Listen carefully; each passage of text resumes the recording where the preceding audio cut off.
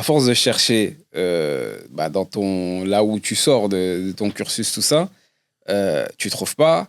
Dans la maison de quartier, tu as été animateur, tout ça. On te dit, ouais, bah, nous, on a besoin d'un éducateur, tout ça. Bah, vas-y, les gars, je suis là. Forcément. Tu vois? Et donc, du coup, tu finis là. Mais quelquefois, c'est souvent ça. Et franchement, j'avais du mal. Et quand je trouvais du taf, c'était intérim. C'était vraiment au travers des intérims que je trouvais des missions plus ou moins longues et hautes. Mais avoir un poste CDI, non, j'ai jamais eu. J'ai jamais eu.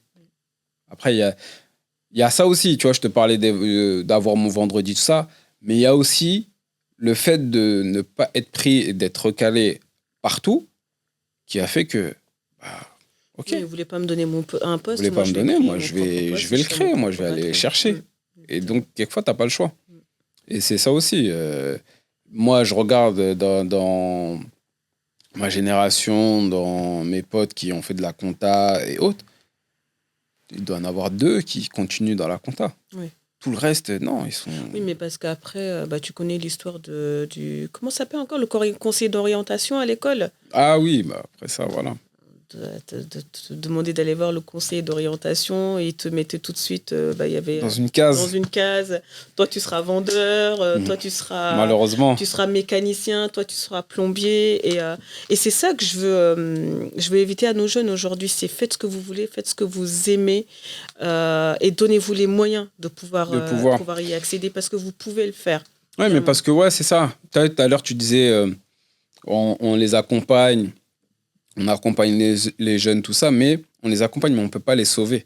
C'est-à-dire c'est à eux aussi de faire le taf et pour pouvoir ouvrir des portes, casser ce plafond de verre et faire ce qu'ils aiment. C'est surtout ça. Donc on parlait un peu d'expérience. Donc présente-toi pour que les gens puissent te connaître un peu. Mais attends, parce que sinon, toi, tu vas y aller dans tous les sens. Oh, purée, toujours. Donc, niveau pro. Niveau pro, parle-nous un peu de ton expérience professionnelle. Comme je te disais, moi, j'ai grandi... je suis toujours restée dans le commercial parce que l'assurance, c'est du commerce. Ouais. On vend des produits d'assurance. Donc, j'ai travaillé chez Darty pendant quasiment 2 ans.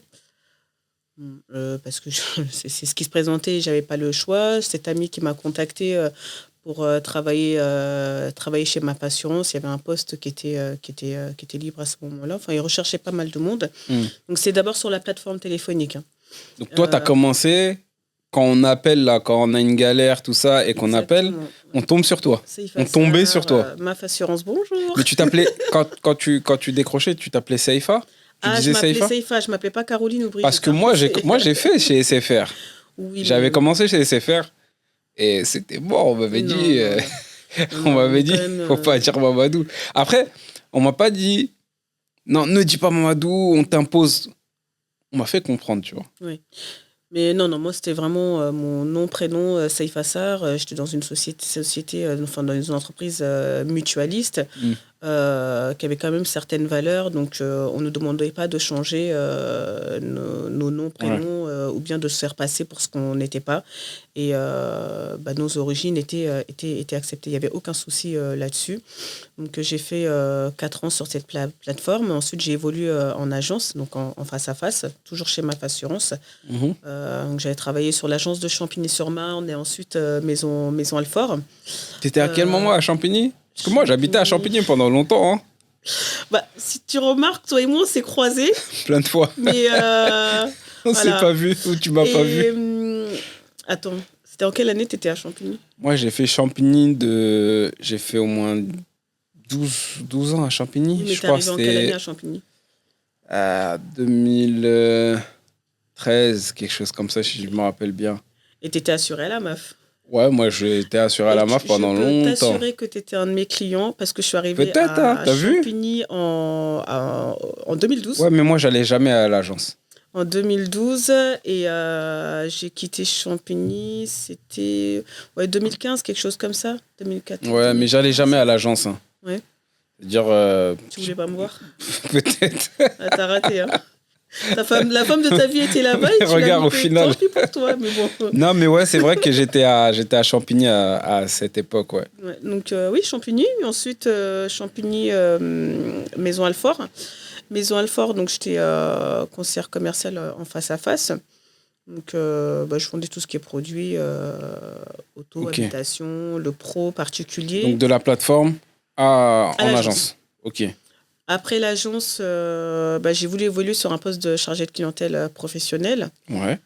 Bon, c'est dommage, j'étais dans une boîte qui était un peu politique et pour évoluer, il fallait un peu, comment dire, je pense qu'il fallait connaître les bonnes personnes, mais on n'en a pas encore dû parler, mais pour parler un peu de moi, ce qui a aussi freiné mon évolution, parce que je pense que j'aurais pu aller très loin, c'est moi je suis atteinte de tu le sais, hein, ouais, oui, d'une mais maladie, ça j'allais te poser la question, je voulais que tu en parles quand même. Je suis atteinte d'une maladie qui s'appelle l'endométriose, ok, qui m'a posé pas mal de dégâts, qui m'a fait énormément souffrir.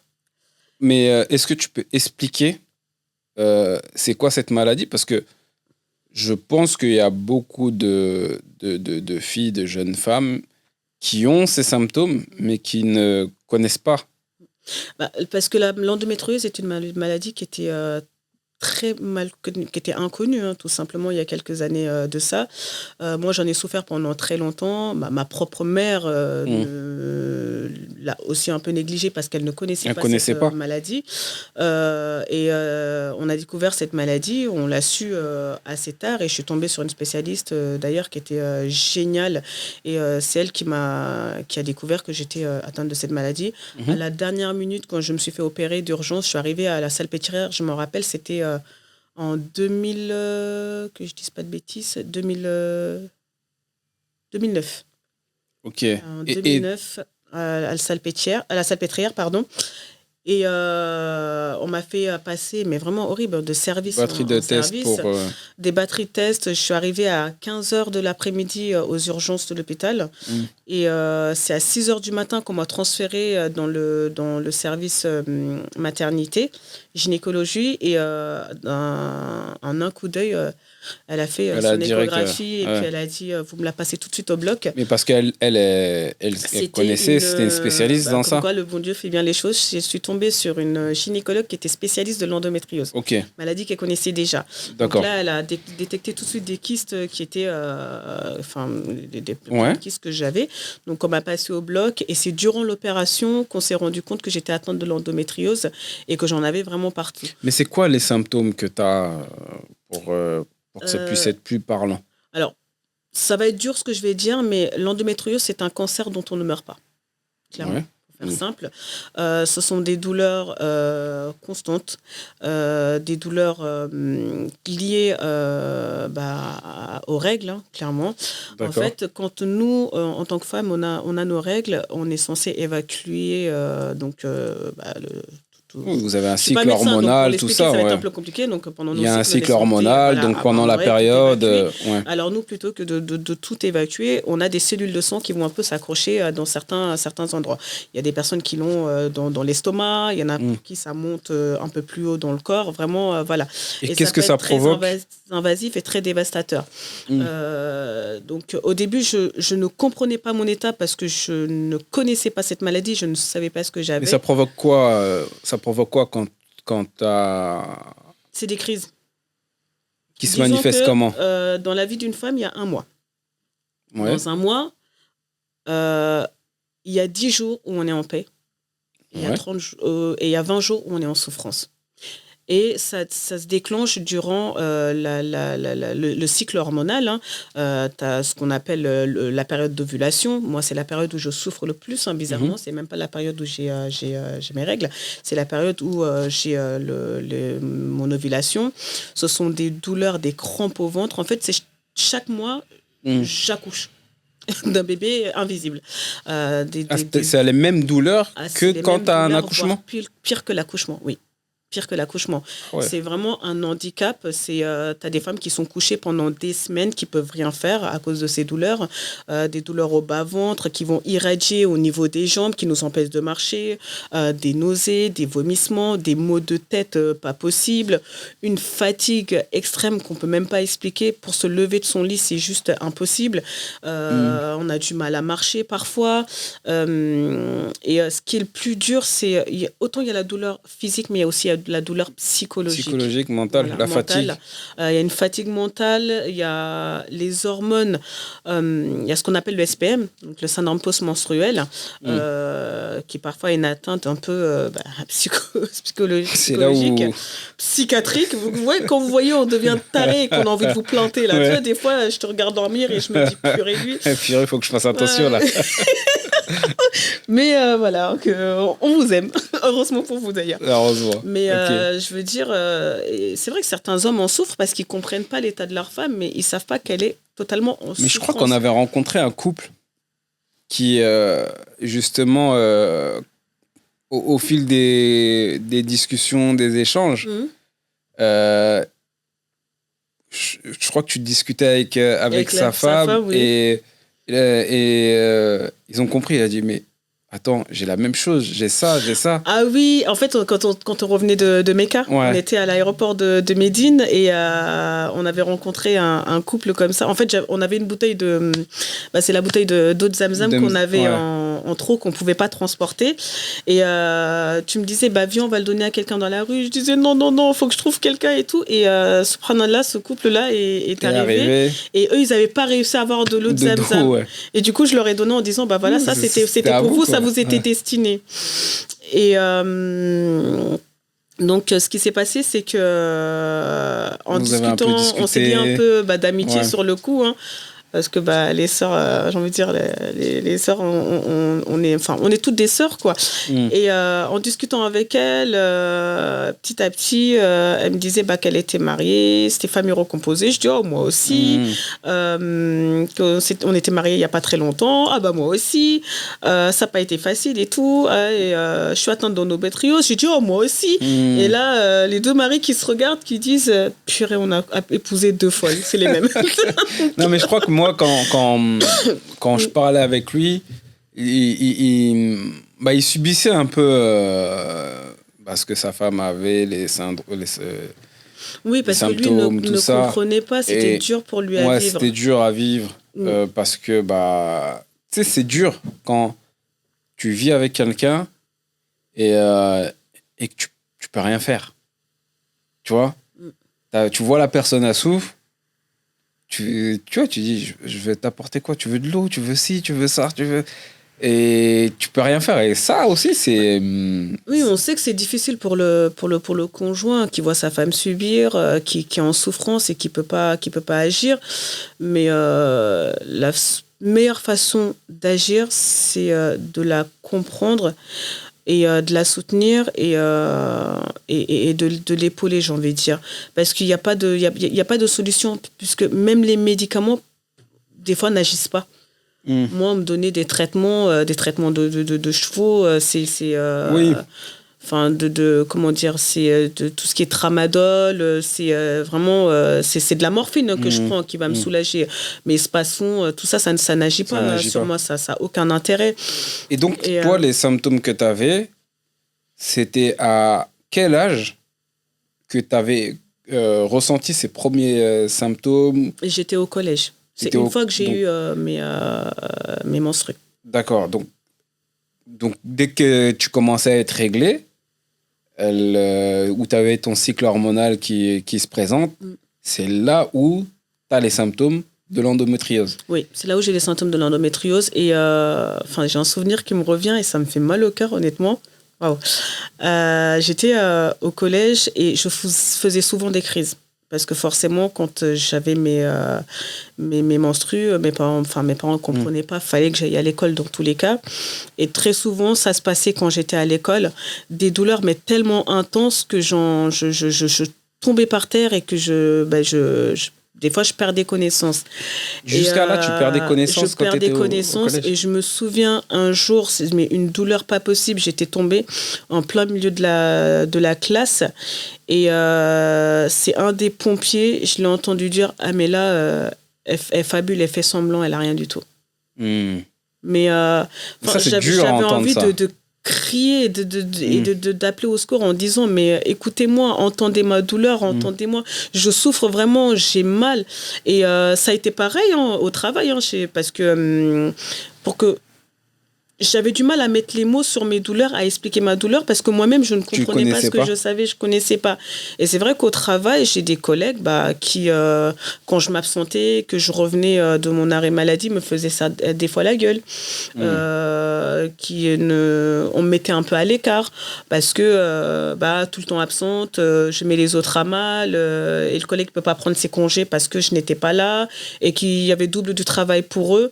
Et moi, j'étais, des fois, j'avais honte de revenir. C'est-à-dire que même au niveau psychologique, cette maladie ramène des troubles psychologiques. Ah oui, mais moi, j'ai eu des... Isolement, exactement, plein exactement.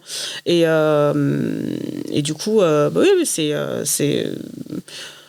on nous met à l'écart. On nous met à l'écart et, parce qu'on ne comprend pas. Et aujourd'hui, c'est quand j'ai eu ma deuxième opération et que le docteur dont je parle en question, qui m'a sauvé plus d'une fois, a retrouvé des cellules d'endométriose au niveau du côlon et de mon intestin.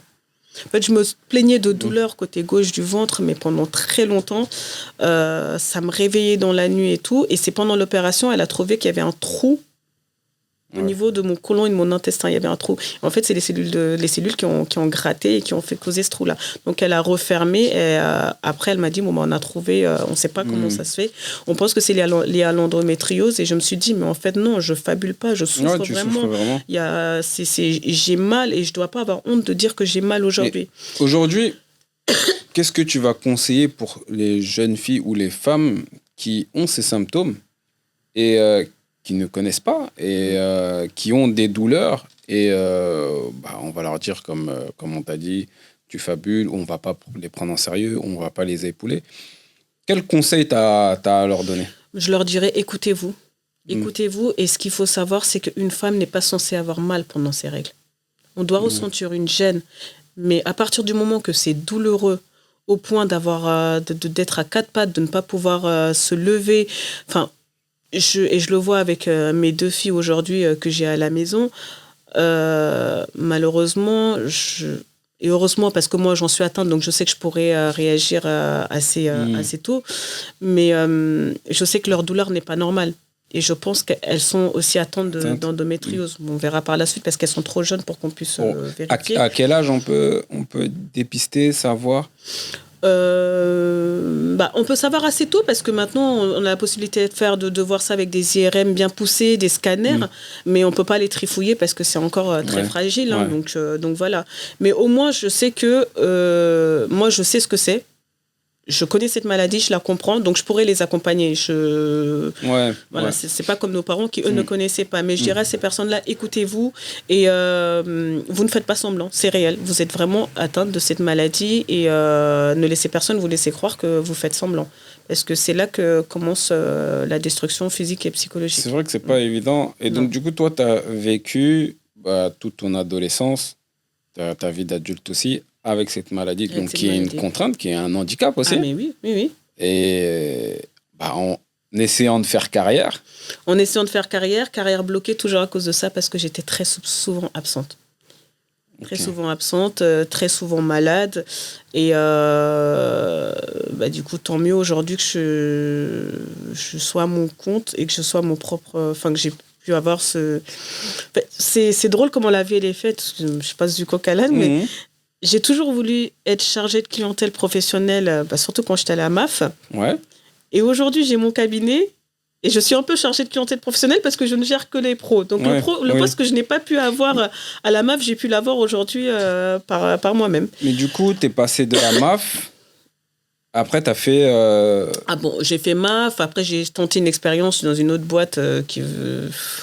Je ne vais même pas citer parce que c'était l'horreur. J'étais commercial terrain en B2B et je vendais des produits, des matériels de bureau pour les professionnels sur le 1er arrondissement et 7e arrondissement. Tu étais par là-bas aussi, mais on ne s'est jamais croisés. Quand j'étais dans le transport, j'avais le secteur du 6e. 6e aussi, j'avais le secteur du 6e, mais après, c'était plus les chauffeurs qui... Moi, je tournais beaucoup aussi. J'épaulais les chauffeurs, mais on avait le 6e. Donc voilà, j'ai fait ça. Donc ensuite, je suis partie chez Maïf Assurance, toujours conseillère commerciale. Ensuite, il y a un poste qui s'est libéré de conseiller financier. Donc, on appelle ça le conseiller spécialisé épargne et prévoyance. Et j'ai voulu me lancer sur ce poste. Et pareil, on a toujours voulu me mettre des bâtons dans les roues parce qu'il y a une personne qui était là avant moi. Ouais. Et on m'a dit, mais tu n'as aucune chance, tu n'auras pas ce poste. C'est sûr, c'est elle qui l'aura, au vu de ses chiffres, au vu de ceci, de cela. Je suis très têtue. Mon mari, toi, tu t'en plains beaucoup, je dis mon mari. Tu t'en plains beaucoup, je suis têtue, même si je dis le contraire. Mais le fait d'être combative comme ça m'a aussi permis d'avoir ce poste parce que j'ai pas écouté les gens, je me suis écoutée moi. Et je connais mes compétences, je sais de quoi je suis capable. Tu connais ton karaté, quoi. Je connais mon karaté, exactement. Et du coup, j'ai quand même postulé. T'as postulé. J'ai postulé. Malgré les contraintes. Malgré les absences, malgré tout ce que tu veux, j'ai postulé, malgré la responsable que j'avais à ce moment-là qui ne voulait pas que je postule et qui s'est un peu retournée contre moi à la suite de ça. Et finalement, c'est moi qui ai réussi à avoir le poste. Donc, conseillère financière à la Maïf, pendant combien de temps À la Maïf, pendant, que je ne dise pas de bêtises, pendant 3 ans. 3 ans. Pendant 3 ans. Okay. Et donc, c'était en quelle année d'ailleurs ? C'était en... Bon, c'est 2019, pas grave, je crois, quelque chose comme ça, 2019. Et ça s'est très bien passé, parce qu'ils ont créé un autre poste qui n'était pas ouvert sur la commune de Saint-Germain-en-Laye et de Montigny-le-Bretonneux pour pouvoir me placer là-bas une fois que la conseillère qui était en congé maternité était revenue. Et ensuite, j'ai rencontré quelqu'un. C'est qui ? Je sais pas. J'ai rencontré un charmant monsieur et je l'ai rencontré à une période de ma vie où c'était... je ne l'attendais pas en fait parce que j'avais juré que les hommes, je ne voulais plus en entendre parler. Et j'ai traumatisé. Pour moi, le mariage, c'était quelque chose... pourtant croyante, Ouais. Mais bon, je ne portais pas le voile à ce moment-là. Mais pour moi, c'était catégorique que je ne me remettrais pas en couple. Parce que j'ai vécu une sale expérience et que je ne voulais pas me remettre en couple et que clairement, je ne croyais plus en l'amour. Voilà. Okay. Pour moi, c'était c'était des balivernes, tout ça. Ça n'existe pas. C'est n'importe quoi. Roméo et Juliette, tout ce que vous voulez, ça n'existe pas, ce type d'amour. Non. Et il est arrivé comme ça par hasard dans ma vie. Il n'y a pas de hasard, ça. Il n'y a pas de hasard. Ouais. C'est comme ça vient. Il n'y a pas d'hasard, ça vient parce qu'Allah, il a décidé, clairement. Et en plus, c'est grave que je parle d'hasard parce que, vu comment ça s'est fait, c'est vraiment que... C'était un cheminement. Il y avait une préparation. Il y avait une préparation à faire, ça m'était destiné et c'était le moment que ça arrive. Parce que c'était vraiment un jour où, je me rappelle, j'étais dans le mal ce jour-là. J'étais pas bien, je me suis levée avec une boule au ventre, je pleurais et je demandais, j'ai pris mon tapis de prière, j'ai fait 2 rakats et je demandais à Allah, je disais, Ya Allah, aide-moi. Je ne demandais pas forcément à trouver un homme ou quoi, mais vraiment à trouver la stabilité que je mérite, à trouver la paix intérieure que je mérite, parce que je ne suis pas une mauvaise personne. J'ai peut-être fait des erreurs dans ma vie. Tout être humain a péché. J'ai péché. Je me suis repentie, mais pour moi, je ne méritais pas tout ce qui m'arrivait. Et c'est le soir même où le prince charmant, il s'est présenté à moi. Il est arrivé comment sur son cheval blanc. Sur son cheval avec ses gros locks. C'est vrai que j'avais des locks à l'époque. J'avais des locks, effectivement. Alors que j'étais anti-locks. Je voyais un mec loxé. Oh là là, mais c'est... Et il est arrivé avec ce Lox et sa petite Nissan. Et donc, c'était... Allah, il avait décidé que c'était à ce moment-là qu'il fallait qu'il arrive. Et ça a été une bénédiction pour moi. C'était, non, les belles histoires d'amour existent. Et, ouais. Et donc, expérience pro...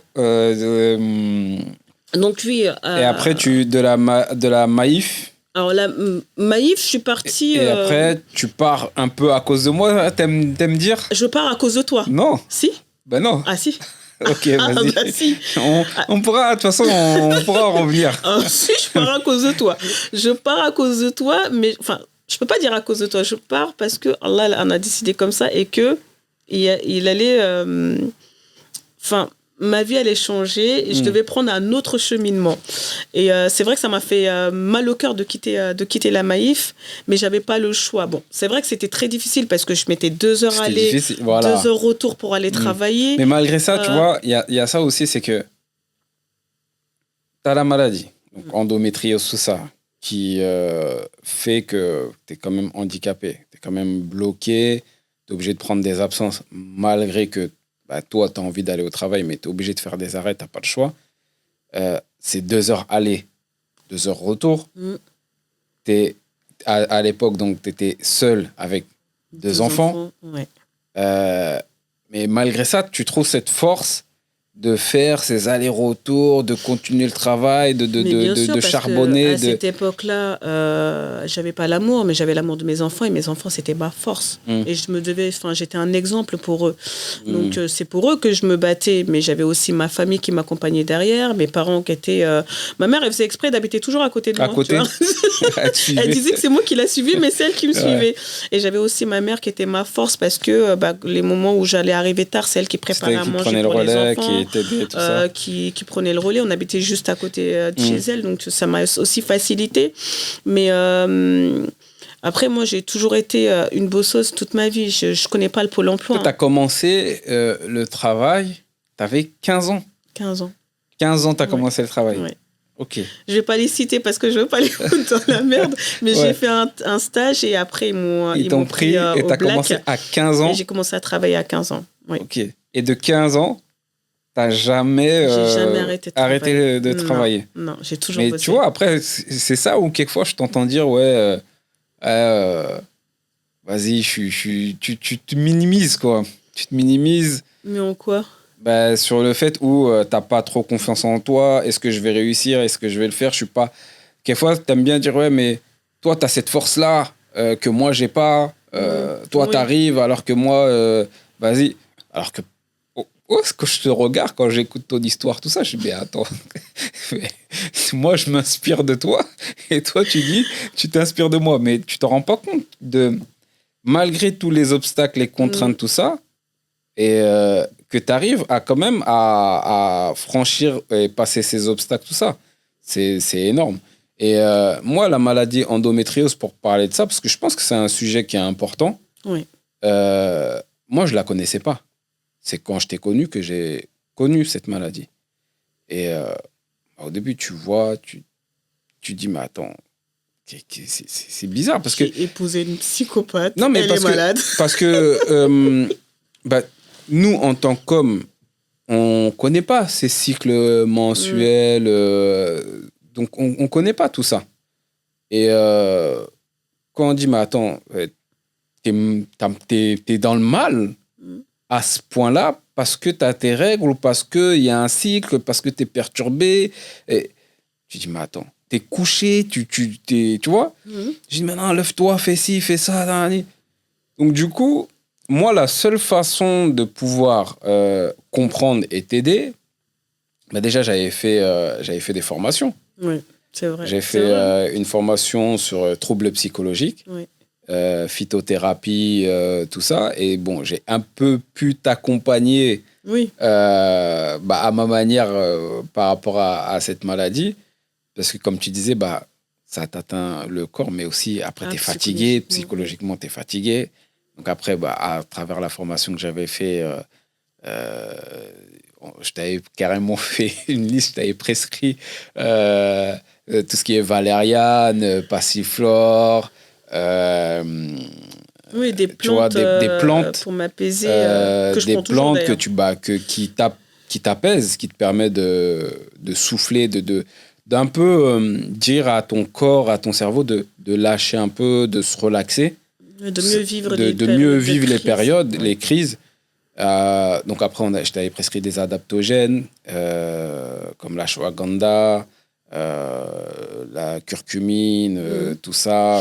Ça Mais m'a ça, aidé, hein. ça t'aide beaucoup. Et Ça vitamines, m'aide parce que je vois la différence quand je les prends, quand je prends quand tu prends, la potion ouais. de Docteur Mamadou et quand je la prends pas, les crises ne sont pas les mêmes. Et d'ailleurs, même toi, je t'entends, hein, quand Non, je non, mais les arrête, vite, ramenez-lui ses méthodes. quand tu les arrêtes, je te dis, Amenez-lui ses plantes. ramenez-lui ses plantes. Elle va péter un Prends tes fond. plantes. Mais c'est vrai qu'à travers. Et c'est ça aussi, les femmes qui sont atteintes d'endométriose, il y en a beaucoup qui ignorent le fait que les plantes peuvent les aider à mieux vivre Ça aide énormément. cette maladie. Et je pense que ça, c'est un truc qui est pas appris, qui est négligé, ou qui est... il y a beaucoup de plantes, il y a beaucoup de choses, de remèdes naturels.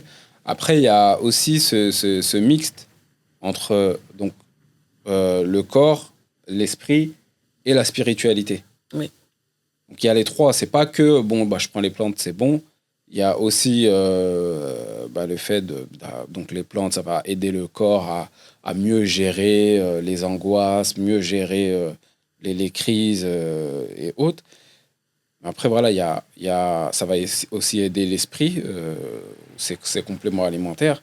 Après, il y a ce côté spiritualité où, pour moi, ce qui est négligé, c'est la lecture du Coran, par exemple, qui va ramener cette force en plus pour pouvoir mieux vivre et mieux qui va t'accompagner.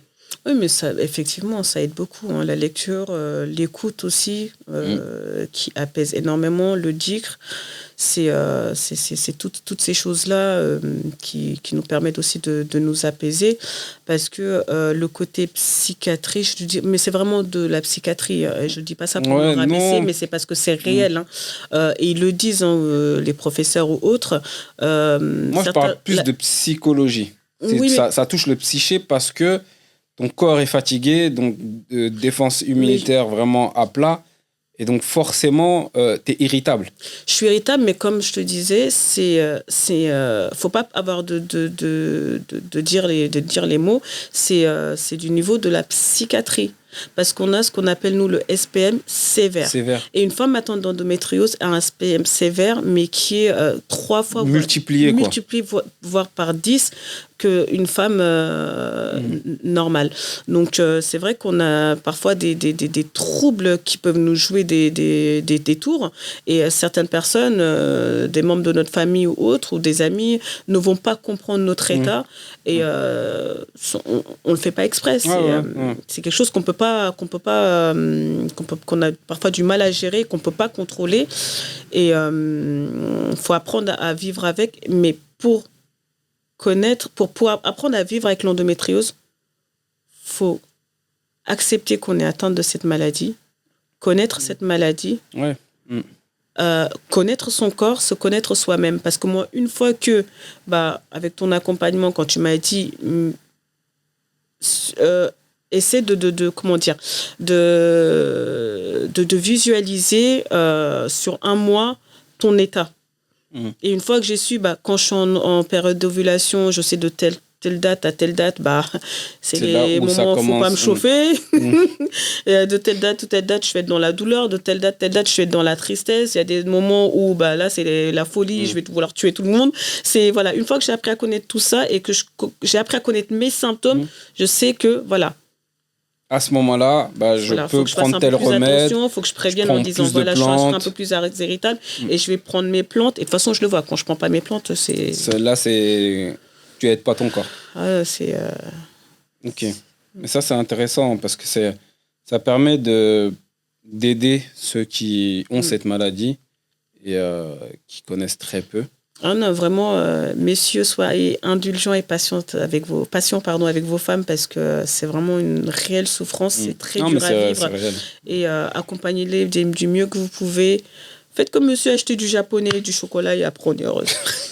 Le japonais, ça marche. Ah, moi, le japonais, c'est. Voilà, Dejmoud, il vient avec son sac de japonais. Ça marche à tous les coups. Ça marche à tous les coups, donc voilà. Donc, ouais, expérience pro. Et donc, du coup, niveau parcours scolaire, tu en parlais, tu as fait le BTS, tout ça. Tu as fait quel lycée?